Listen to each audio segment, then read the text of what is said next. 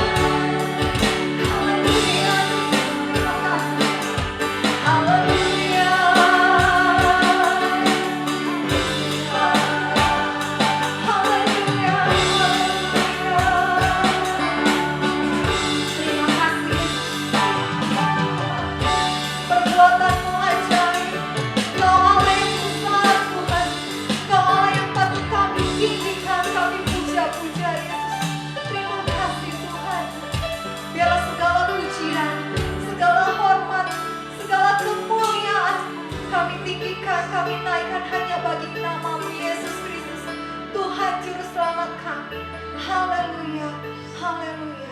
Terima kasih Tuhan. Amin. Puji Tuhan.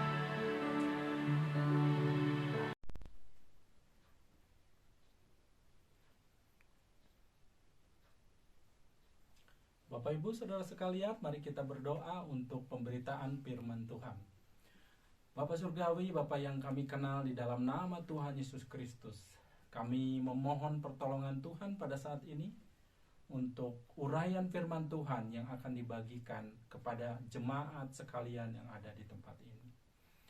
Kami memohon supaya hamba-Mu yang akan membawa pembelajaran mengenai firman Tuhan ini, Tuhan tolong, Tuhan urapi, supaya firman-Mu yang disampaikan menjadi kekuatan, menjadi dorongan, menjadi motivasi untuk jemaat sekalian, sehingga jemaat sekalian boleh tergerak, terdorong untuk aktif dalam kegiatan, terutama pemberitaan Injil. Berkatilah jemaat sekalian ya Tuhan, yang akan mendengarkan, yang akan memperhatikan dan akan melakukan firman Tuhan ini, sehingga jemaat Tuhan diperlengkapi oleh Tuhan sendiri, sehingga mereka boleh keberadaannya, baik di lingkungan yang skop kecil, keluarga, di perusahaan, di masyarakat, keberadaan mereka boleh menjadi keberadaan yang berdampak, terutama karena mereka boleh memberkati jiwa-jiwa yang belum mengenal Engkau melalui penyampaian Injil. Berkatilah firman Tuhan pada saat ini ya Tuhan, firman-Mu, biarlah firman-Mu hidup di dalam kehidupan kami semua. Di dalam nama Tuhan Yesus kami memohon pertolongan Tuhan. Amin. Bapak Ibu Saudara sekalian yang diberkati Tuhan, senang bisa berjumpa dengan Bapak Ibu sekalian dalam pertemuan yang walaupun kita berjumpa tidak secara langsung. Harap dalam waktu-waktu ke depan situasi jauh lebih berubah, situasi jauh lebih baik lagi, terutama terkait pandemi COVID-19. Sehingga barangkali ada kesempatan kembali kita bisa berjumpa secara langsung. Dan saya percaya walaupun kita berjumpa seperti ini, tidak akan mengurangi berkat Tuhan atas kita semua dalam ibadah ini. Baik Bapak Ibu Saudara sekalian, mari kita melihat dari bagian-bagian firman Tuhan, apa yang sama-sama bisa kita petik, kita bawa, kita lakukan dalam kehidupan kita sehari-hari. Saya mau memulai dengan sebuah kesepakatan dengan Bapak Ibu sekalian. Sebelum kita berbicara tentang pemberitaan Injil, marilah kita sepakati Bapak Ibu sekalian, bahwa semua orang yang dipilih dan menjadi Kristen, tidak ada tujuan lain selain dari dipilih untuk jadi serupa dengan Yesus Kristus. Sebagaimana dicatat dalam Roma 8 ayat 29. Jadi kita dipilih, dikhususkan oleh Allah, percaya kepada Allah, kepada Yesus Kristus secara pribadi. Tujuannya adalah untuk semakin hari semakin diproses sesuai dengan gambar dan rupa Tuhan Yesus itu sendiri.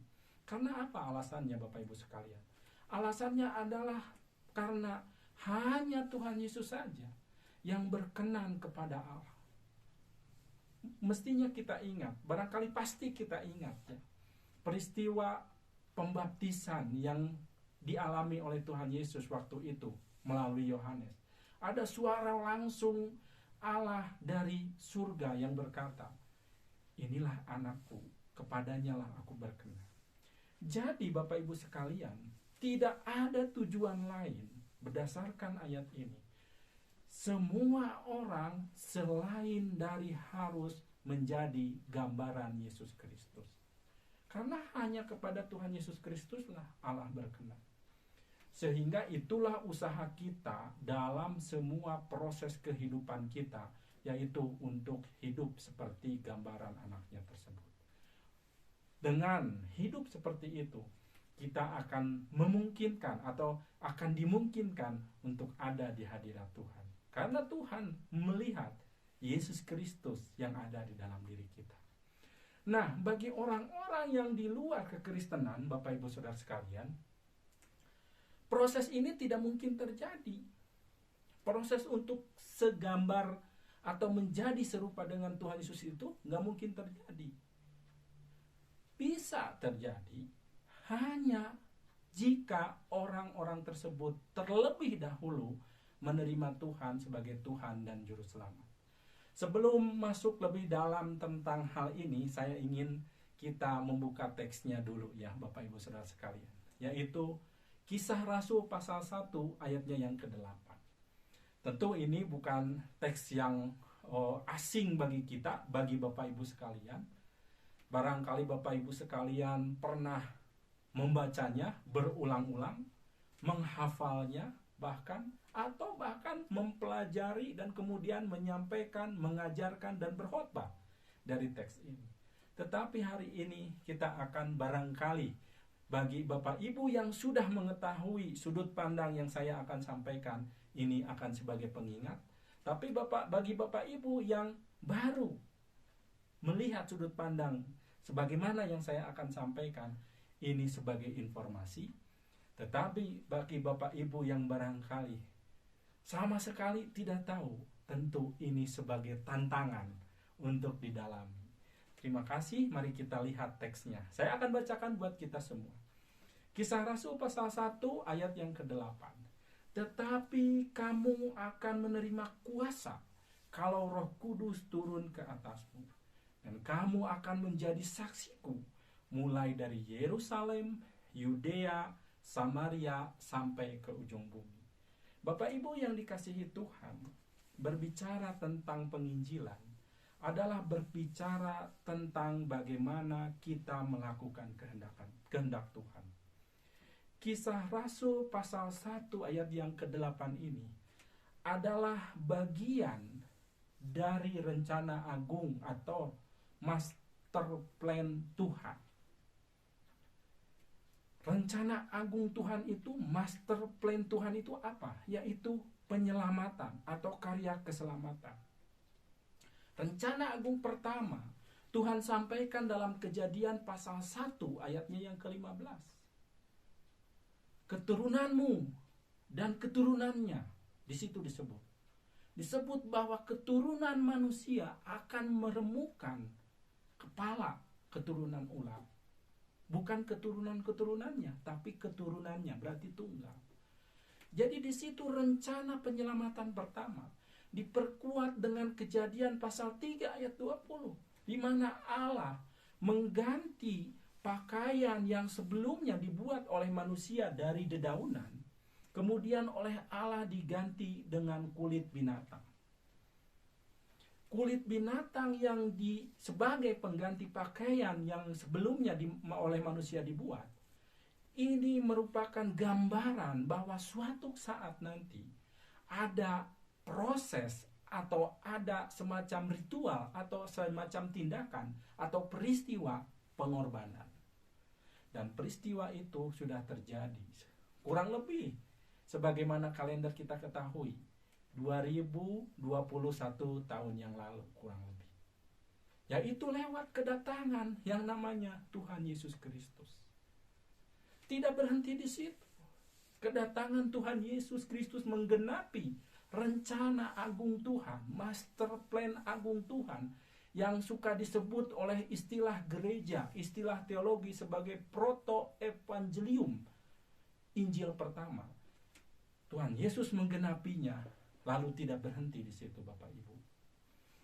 Teks Kisah Para Rasul 1 ayat 8 dimulai setelah kenaikan Tuhan Yesus ke surga. Dan kemudian Tuhan Yesus mengamanatkan dalam kenaikan ke surganya, yaitu tetapi kamu akan menerima kuasa kalau Roh Kudus turun atasmu, dan kamu akan menjadi saksiku mulai dari Yerusalem, Yudea, Samaria, dan sampai ke ujung bumi. Ini master plan yang sama. Proses penyelamatan yang sama. Yang kalau yang pertama dilakukan oleh Tuhan sendiri, yang sekarang ada keterlibatan kita. Ini untuk kita. Ini amanat untuk semua orang yang percaya kepada Tuhan Yesus Kristus. Kenapa saya katakan demikian? Karena kalau yang belum percaya, bagaimana mungkin akan berbicara tentang Tuhan Yesus? Dalam penginjilan, dalam pemberitaan kabar baik, tidak mungkin kita bersikap atau berlaku seperti calo. Mengajak ke sebuah tujuan, menawarkan ke sebuah tujuan, tetapi kita sendiri tidak berangkat ke sana. Dalam penginjilan, kita sendiri secara pribadi, Bapak Ibu Saudara, yang harus terlebih dahulu menikmati. Kalau kita bilang Tuhan Yesus juru selamat, sudah jadi juru selamat saya atau belum?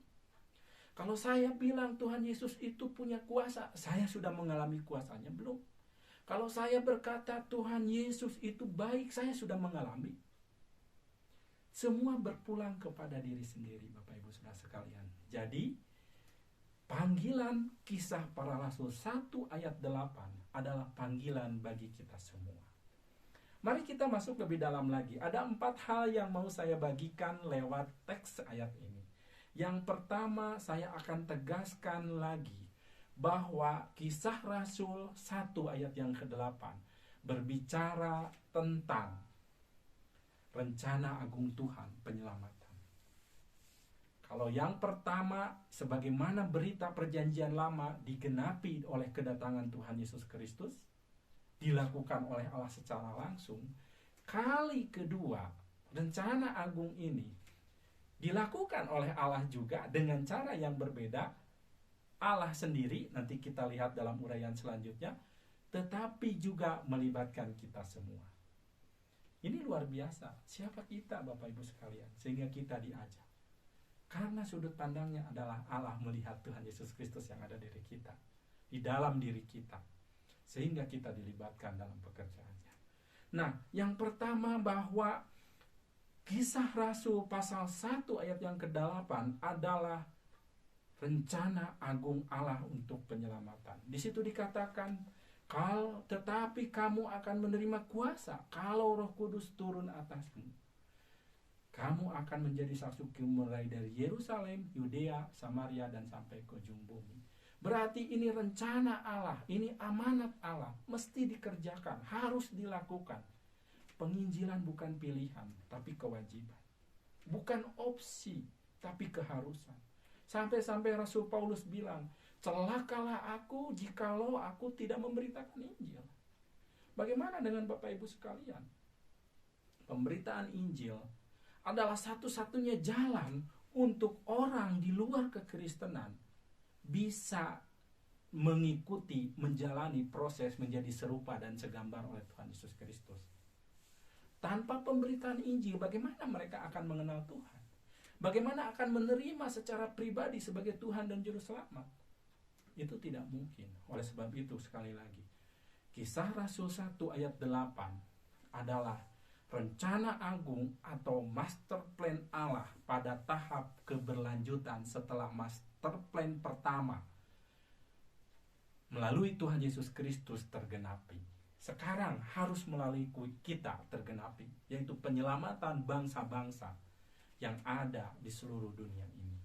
Yang kedua, dalam prosesnya pemberitaan Injil atau pelaksanaan amanat agung ini, amanat Kisah Rasul 1 ayat 8 ini, kita tidak bekerja sendiri. Ini yang saya bilang, Allah bekerja, tetapi kali ini tidak hanya Allah yang bekerja, tapi melibatkan kita. Artinya, kita yang melaksanakan, Bapak Ibu Saudara sekalian, kita yang pergi, kita yang berbicara, tetapi jangan lupa pembicaraan kita, jangan lupa apa yang kita lakukan dalam penginjilan itu diatur dan dikuasai oleh Roh Kudus. Kan kuncinya tadi, bahwa kita sudah menerima Tuhan Yesus sebagai Tuhan Juru Selamat, maka Roh Kudus akan masuk ke dalam diri kita.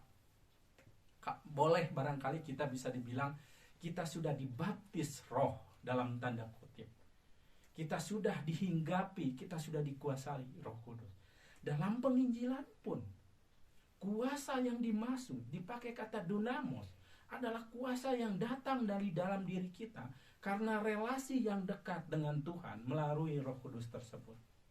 Sehingga kita didorong, untuk menceritakan siapa Tuhan Yesus Kristus. Karena Roh Kudus tidak mungkin memberi informasi yang lain selain informasi dan bertujuan untuk menjelaskan siapa Tuhan. Roh Kudus ada hadir dalam diri kita, hadir di dunia ini hanya untuk menyatakan siapa Allah, siapa Yesus Kristus. Tidak akan memberitakan yang lain. Oleh sebab itu Bapak Ibu sekalian, jangan khawatir ketika mau memberitakan Injil. Walaupun kita yang melakukannya, walaupun kita yang bergerak, tapi Roh Kudus yang membackup kita. Bagian Alkitab lain mengatakan, salah satu garansi, salah satu jaminan, bahwa roh yang ada di dalam kita lebih besar daripada roh dunia ini katanya. Artinya tidak perlu khawatir. Secara logis kita memahami banyak roh-roh di dunia ini. Tetapi tidak perlu khawatir tentang itu. Karena roh yang di dalam kita lebih besar, artinya karena roh Allah sendiri. Artinya secara langsung Allah tetap terlibat dalam pemberitaan Injil melalui peran Roh Kudus di sini. Di sini dipakai kamu akan menerima kuasa. Bukan formula, bukan metode, tapi kuasa. Itu sangat-sangat dinamis kuasa itu ya. Hebat ini. Sesuatu yang berharga, sesuatu yang hidup, sesuatu yang nyata, sesuatu yang bergerak, sesuatu yang bisa dirasakan oleh kita. Kuasa, yaitu kuasa Roh Kudus. Itu yang kedua Bapak Ibu sekalian. Yang ketiga adalah apa sih yang kita beritakan ketika kita memberitakan Injil.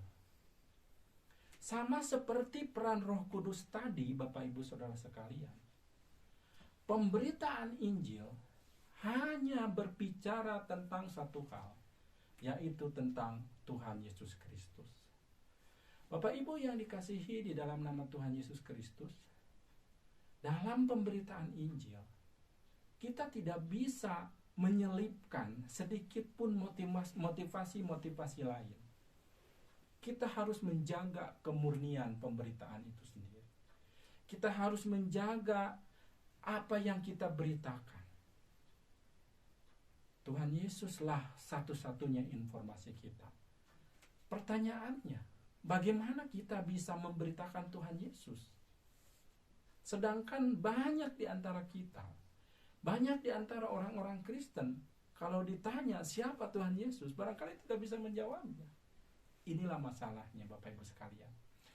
Masalahnya kita harus kembali ke awal, yaitu sebelum kita melakukan yang namanya pemberitaan Injil, kita sendiri harus menerima Tuhan Yesus sebagai Tuhan dan Juru Selamat.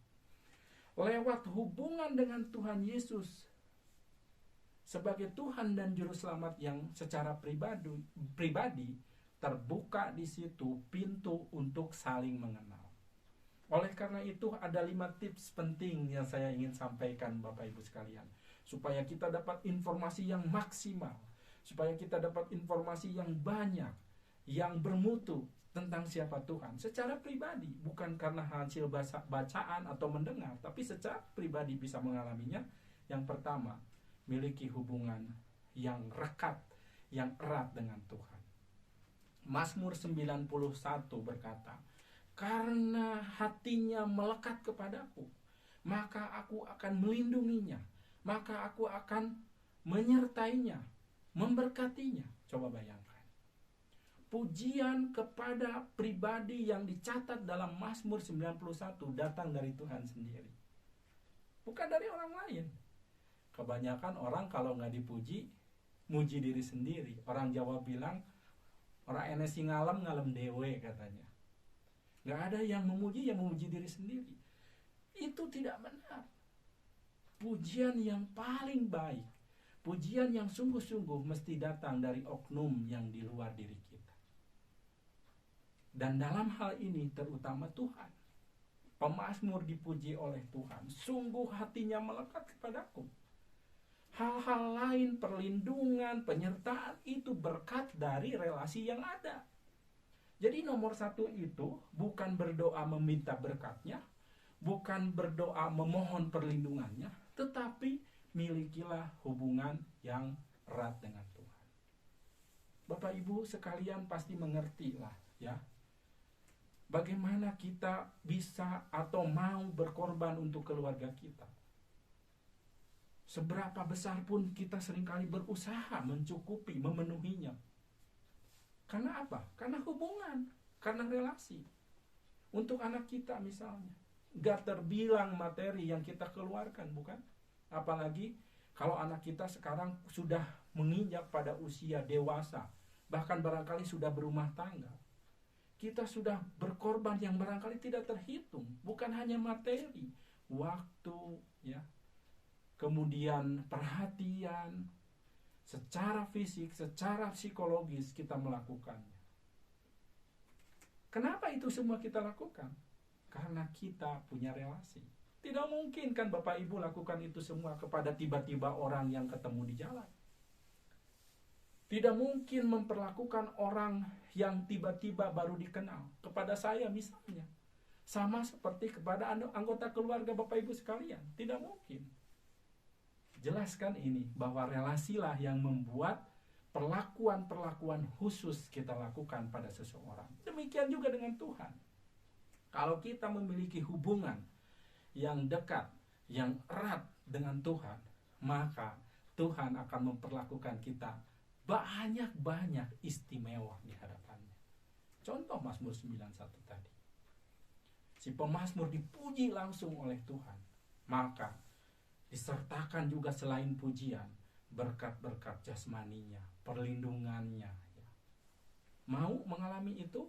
Yuk, yang pertama miliki hubungan yang erat dengan Tuhan. Tips yang kedua, dalam penginjilan kita harus menjaga kemurnian, ketulusan hati dalam mengikuti kehendak Tuhan. Penginjilan adalah kehendak Tuhan, maka jaga itu. Ya, kemurnian itu jaga. Tips yang berikutnya, ketekunan dalam melaksanakan penginjilan. Kita harus tekun. Enggak mudah penginjilan itu Bapak Ibu Saudara sekalian. Kisah para rasul membeberkan peristiwa secara gamblang. Apa yang dialami oleh Rasul Paulus. Perjalanan pertama, perjalanan kedua, perjalanan ketiga. Sampai pada semuanya berakhir di penjara. Kita tahu semua. Dan bukan hanya Rasul Paulus saja. Jauh sebelum Rasul Paulus, sebelum pasal 9. Di pasal 9 Rasul Paulus baru berjumpa dengan Tuhan Yesus dalam perjalanan ke Damsyik. Pasal 4 kita sudah menjumpai penganiayaan terhadap orang-orang Kristen pertama di Yerusalem. Dan karena penganiayaan tersebut mereka tersebar ke berbagai pelosok. Dan saya mencatat dalam salah satu tulisan yang saya buat bahwa Rasul Paulus tidak selamanya, tidak selalu mengunjungi suatu wilayah yang betul dari nol dia rintis. Tidak selalu. Dia mengunjungi beberapa wilayah yang sudah ada jemaat. Itu hasil siapa? Yang sudah ada orang percaya. Itu karya siapa? Itu karya orang-orang yang tersebar pada pasal 4 tadi. Jemaat awal-awal itu. Itu karya orang-orang yang kembali dari perjumpaan besar yang dicatat dalam khotbah Petrus. 3.000 orang. Setidaknya kalau kita cermati di situ ada 13 bahasa. Kalau kita anggap satu bahasa adalah representasi satu etnis, berarti ada 3 etnis. Bahkan ada yang disebutkan langsung di situ. Ada orang Arab, ada orang Elam, ada orang Ethiopia. Sudah pasti yang namanya orang Yahudi, orang Yunani, orang Romawi pasti ada di situ. Karena Petrus berkhotbah secara terbuka. Itu luar biasa. Mereka ketika mereka berangkat karena sudah menerima baptisan Roh Kudus, mereka pun menceritakan yang sama. Entah itu pergi karena kepulangan, entah itu terpaksa pergi karena penganiayaan sebagaimana pasal 4. Yang jelas mereka tetap berkarya bagi Tuhan. Karena apa? Kembali ke yang pertama. Roh Kudus membuat orang percaya tidak tertahan karena ada dunamos di dalamnya. Pasti bercerita. Yang berikutnya, yang keempat adalah jadikan firman Tuhan sebagai dasar pertimbangan. dalam menyikapi, dalam menilai, dalam menghadapi tantangan pemberitaan Injil. Firman Tuhan jadikan sebagai dasar pertimbangan kita, sehingga kita beroleh acuan yang sesuai dengan kehendak Tuhan. Jangan menurut pikiran kita, jangan menurut pendapat kita. Contohlah Petrus, Bapak Ibu Saudara sekalian. Petrus orang yang berpengalaman ketika di dalam soal menangkap ikan, maksud saya. Tetapi ketika Tuhan Yesus menyuruhnya untuk menebarkan jala ke dalam, Petrus mengikut saja. Petrus nurut. Sehingga terjadilah mujizat. Tangkapannya luar biasa banyak. Sampai jala mau koyak, 2 perahu pun hampir tenggelam membawa tangkapan itu. Padahal Petrus bisa saja menolak secara rasional. Dia seorang nelayan berpengalaman, Tuhan Yesus siapa? Disuruh nangkap ikan di siang hari, padahal nangkap ikan yang paling bagus di malam hari. Nangkap ikan yang paling gampang karena keterbatasan alat itu paling di wilayah-wilayah yang sedikit dangkal dekat ke pantai, Tuhan Yesus suruh ke tempat dalam. Itu semua alasan-alasan logis untuk menolak, tapi Tuhan Yesus tidak lakukan. Ya. Ini contoh.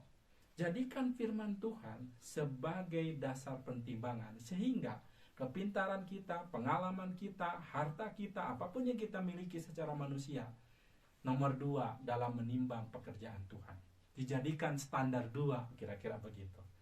Yang terakhir, tips yang kelima, diperlukan kerendahan hati dari diri kita untuk meminta hikmat Tuhan. Dalam melakukan penginjilan, minta hikmat Tuhan.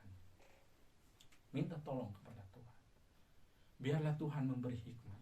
Menaruh kata demi kata. Karena tidak ada formula. Tidak ada yang namanya metode yang sempurna. Setiap konteks pasti beda-beda.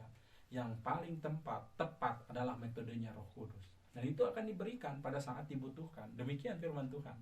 Bapak Ibu sendiri tahu.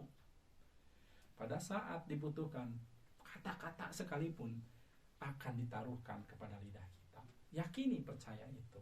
Nah, itu 5 tips ya, supaya kita memiliki kuasa, memiliki informasi yang cukup untuk kita beritakan.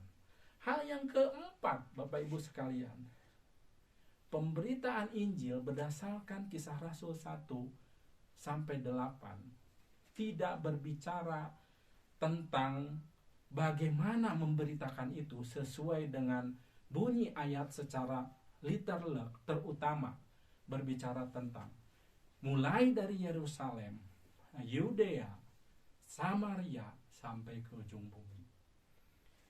Jadi pemberitaan yang dimaksud dalam hal ini tidak sebagaimana dipahami oleh kebanyakan orang.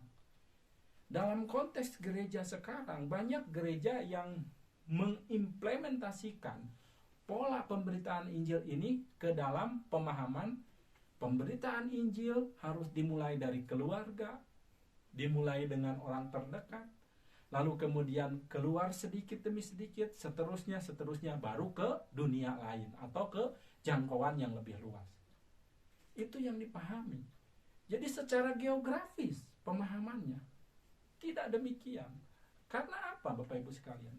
Kalau kita perhatikan, kalau penginjilan harus mengikuti pola persebaran berdasarkan urutan geografis, Yerusalem, Yudea, Samaria, terus kemudian ujung bumi, jadinya apa? Sampai hari ini bukankah orang Yahudi sendiri banyak atau paling banyak representasi orang atau persentase orang Yahudi yang belum mengenal Tuhan daripada yang sudah percaya, bukan? Secara geografis padahal sukses pemberitaan itu. Apa buktinya?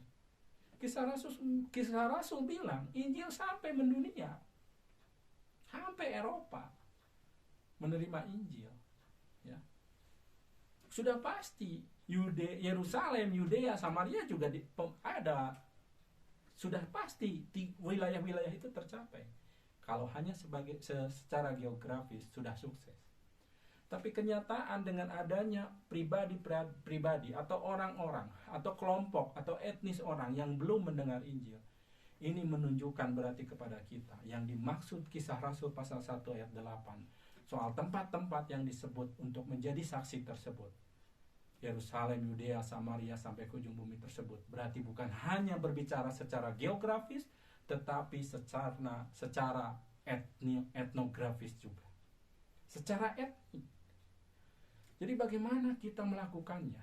Melakukannya ada dengan cara simultan.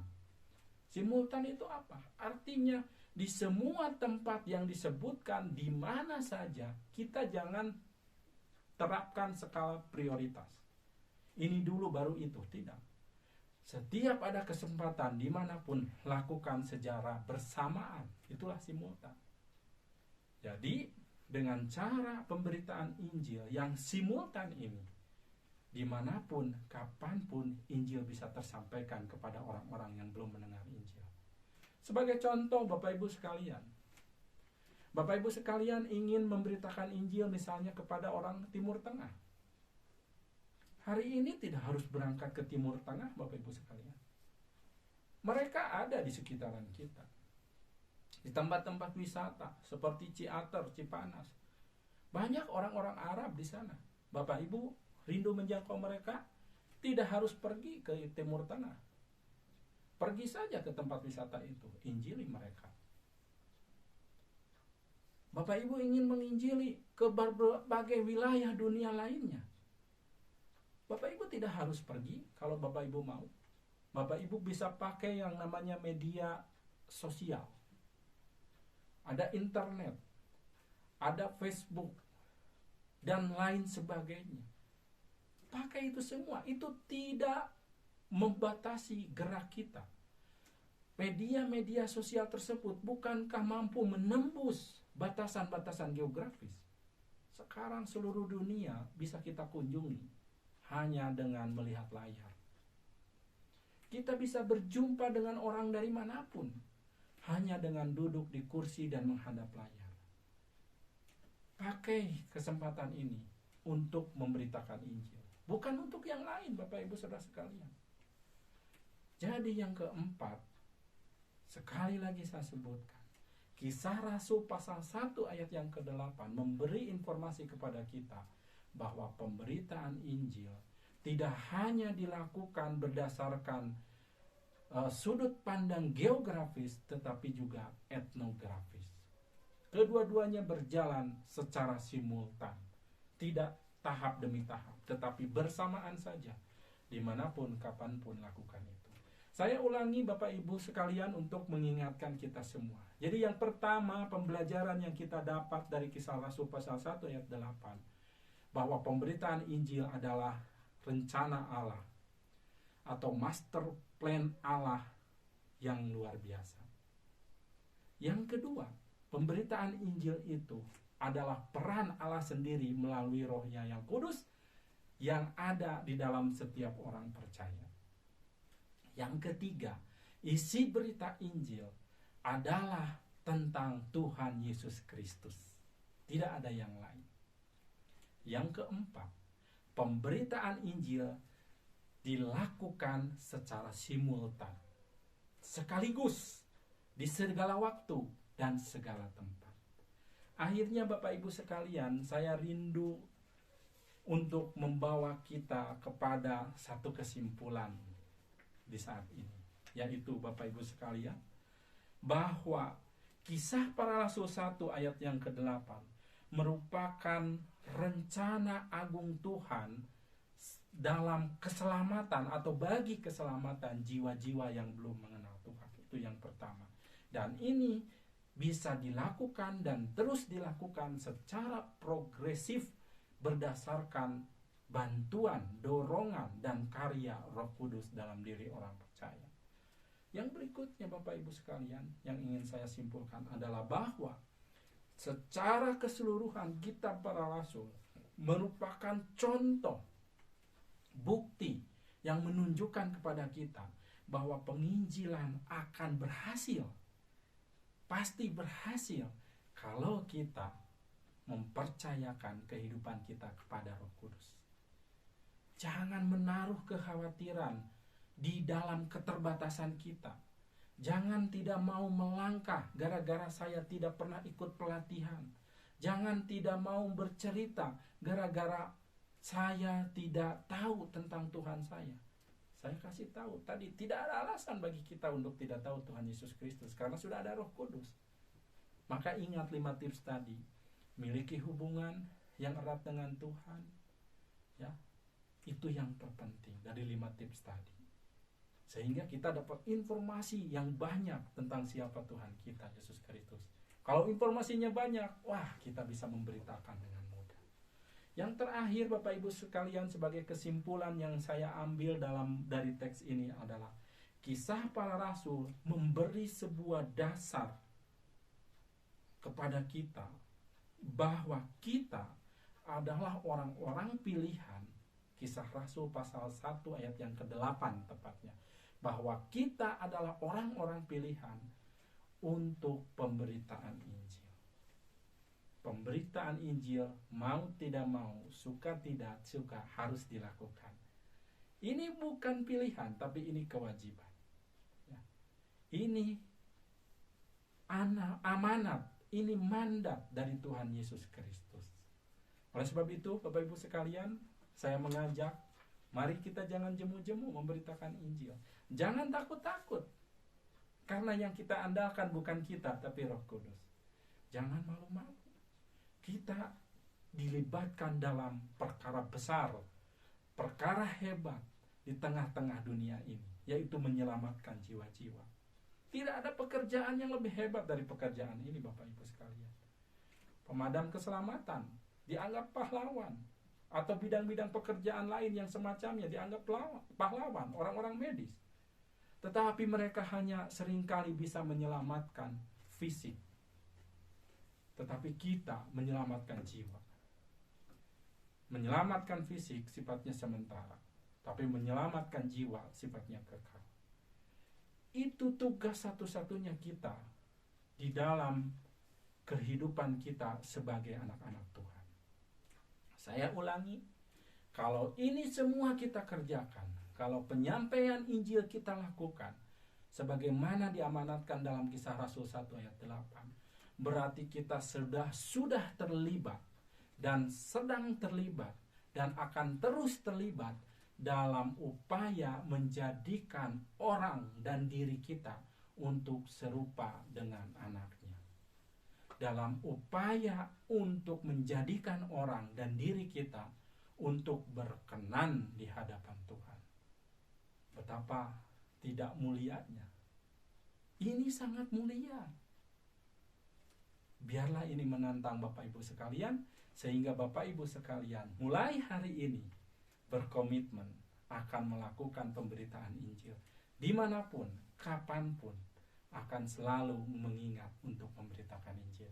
Karena Tuhan Yesus satu-satunya jalan keselamatan. Kita berdoa Bapak Ibu sekalian.